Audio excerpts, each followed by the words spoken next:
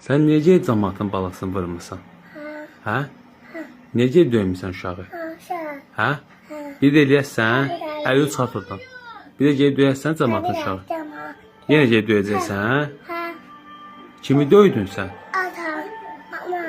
Hə, məhəllədə döymüsən? Niyə? Niyə döydün ki? Olmayacaq ki bir də.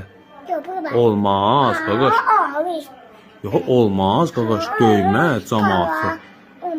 Hə, olmaz, cəmaatın uşağını döymə. Atası gələr, sonra qışqırar üstüə. Ay, sən olmaz.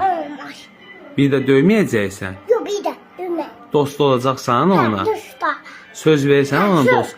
Bir də söz verirsən. Olmasın bir də.